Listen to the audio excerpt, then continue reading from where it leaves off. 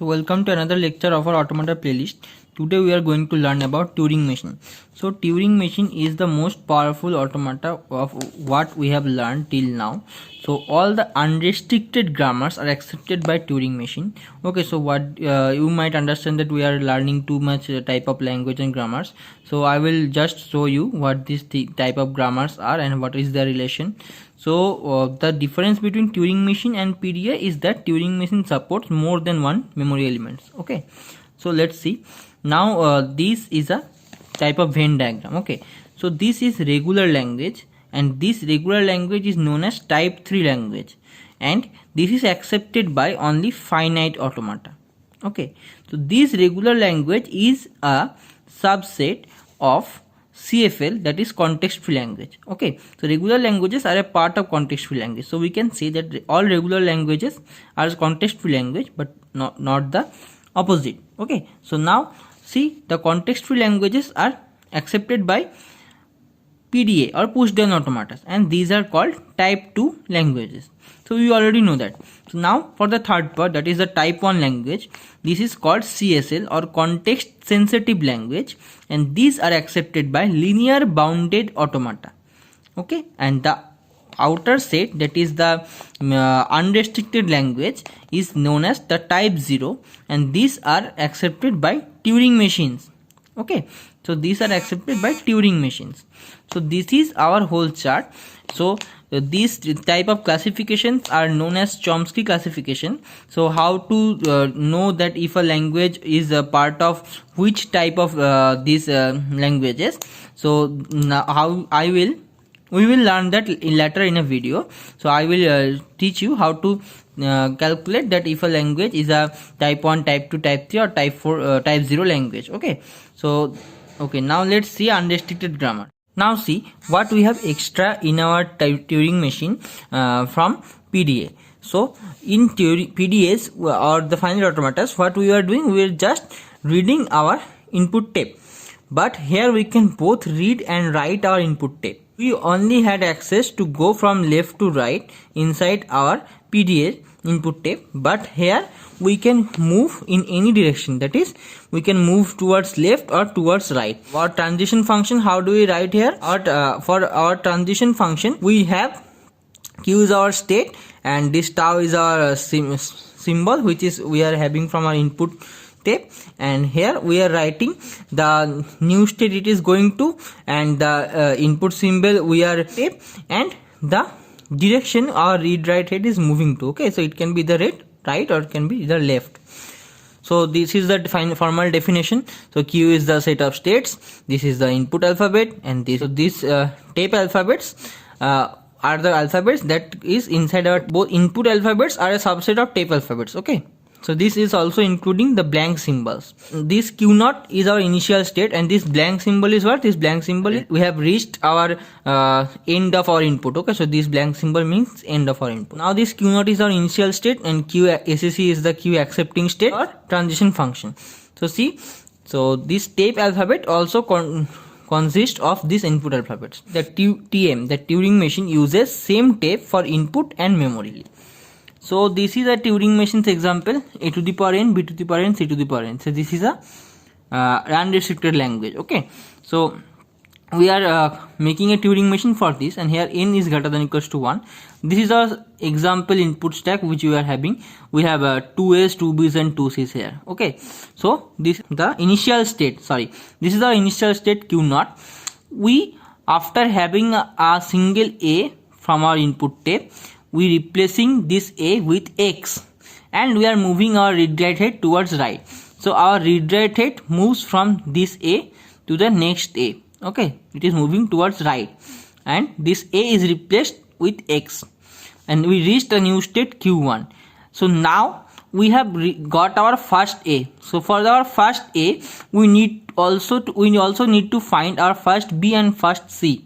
Okay, so this is the main logic of our program. Whenever we are getting a single A, we will ignore all other inputs and stack symbols here or whatever there are. We will just go and search our next B and C for that corresponding A. Okay, so we are now going as on self loop, and we are ignoring all the A's we have inside our stack.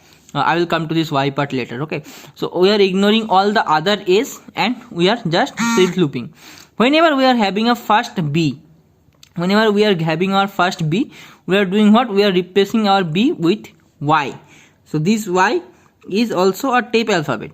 So we are replacing this B with Y and we are reaching another state, that is Q2. And after having one A and one B, what we will search? We will search the first C. So now we will ignore all the B's we have after that first B. Okay, so we are ignoring all the B's, and I will come to this Z part later also. So I will now ignore these B's. For the self loop, we are just replacing these B's with B's and going towards right. So we are first traversing this and going towards right.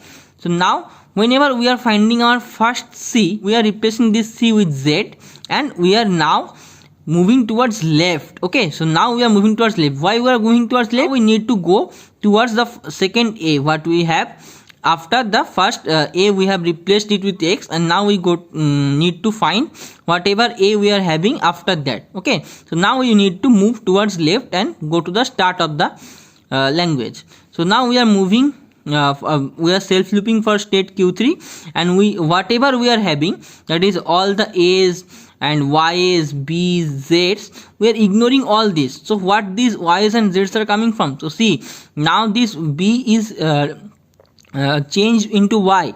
Okay, also this C is changed into Z. So we are ignoring all this B, C.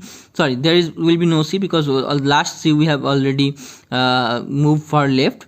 So all the B's, Y's, A's, for all of this, and also the other Z's. So all the A, Y, B, Z, all these things we are ignoring it and we are moving towards left. Whenever we are having our first X, whenever we are having our first X, we are going towards right again. So first X means what?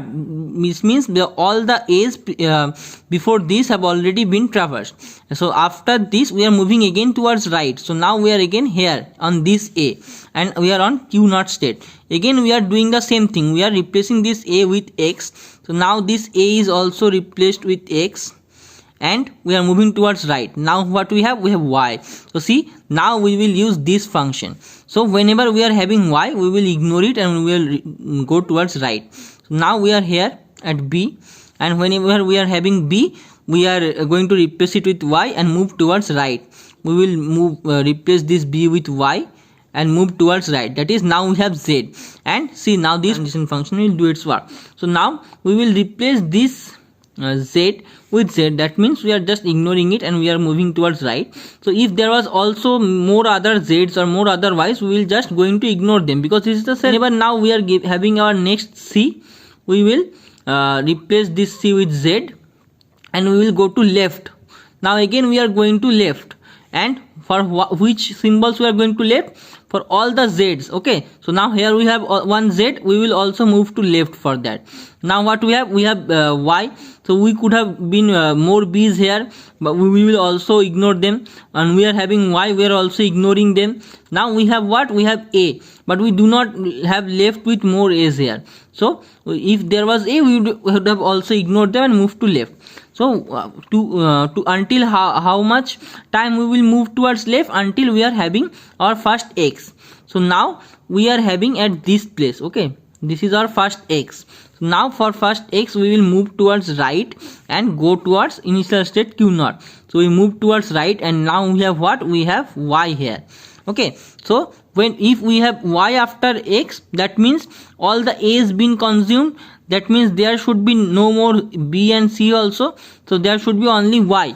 So when there is Y, it is moving towards right.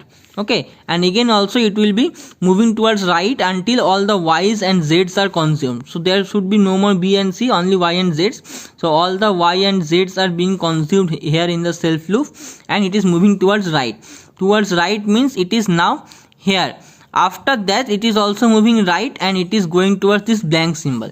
So when we are having a blank symbol, we are just ignoring it and going towards our final or our accepting state. Okay, so this QF is our accepting state.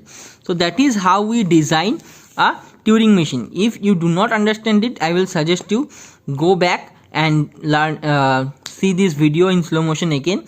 and do draw it yourself. Okay, do draw it yourself on a copy and pen, so then you will understand it. So that's all for today. So hope you understand and like my playlist. So please do subscribe and share this playlist as much as you can with all your friends, because if you like and comment in my video and do subscribe, then YouTube will push it, so this will be reach to more and more students and they will be helpful too. So thank you.